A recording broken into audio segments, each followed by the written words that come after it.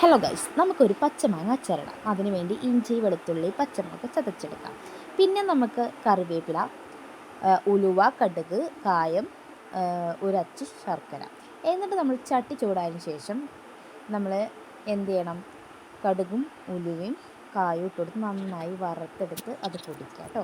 ശേഷം നമ്മൾ ചട്ടി വെച്ചിട്ട് തോന വെളിച്ചെണ്ണ അല്ലെങ്കിൽ നല്ലെണ്ണ, എന്നിട്ട് നന്നായിട്ട് ചൂടായി വരുമ്പോൾ അതിലേക്ക് കടുക് ഇട്ടിട്ട് കടുക് പൊട്ടിയതിന് ശേഷം വേപ്പിൻ്റെ ഇല ഇടാം. ശേഷം എന്ത് ചെയ്യുക? നമ്മുടെ ഇഞ്ചി, വെളുത്തുള്ളിയും പച്ചമുളകും പേസ്റ്റും അതിട്ടെടുത്ത് നന്നായി ഇളക്കി കൊടുക്കുക കേട്ടോ. എന്നിട്ട് നന്നായി മൂത്ത് വരുമ്പോൾ അതിലേക്ക് 2 ടീസ്പൂൺ എന്ത് ചെയ്യുക? മുളക് പൊടി. നിങ്ങൾക്ക് ആവശ്യത്തിനനുസരിച്ച് ഇടാം കേട്ടോ. മുളക് പൊടി കൂടുതൽ വേണമെന്നുള്ളവർക്ക് അങ്ങനെ ഇടാം കേട്ടോ. എന്നിട്ട് നന്നായി ഇളക്കി കൊടുക്കുക. ശേഷം നമ്മൾ മാങ്ങ അതിലോട്ട് ഇട്ട് കൊടുക്കുക കേട്ടോ.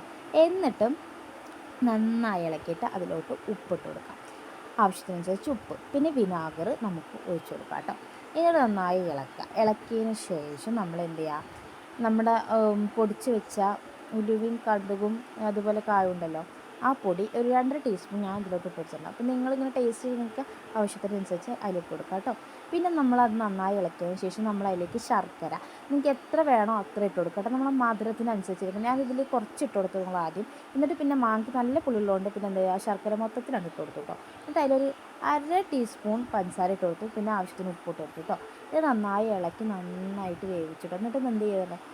മധുരം ഏകദേശം നന്നായി കുറച്ച് പിടിച്ചെന്ന് കണ്ടപ്പോൾ ഞാൻ ശർക്കര എടുത്ത് മാറ്റി കേട്ടോ. എന്തായാലും നല്ല ടേസ്റ്റ് ഉണ്ടായിരുന്നു. അപ്പോൾ നിങ്ങളെല്ലാവരും ഇതൊന്ന് ട്രൈ ചെയ്ത് നോക്കുക. ഇഷ്ടമായ കമൻറ്റ് ബോക്സിൽ അറിയിക്കുക കേട്ടോ. അപ്പോൾ ബൈ.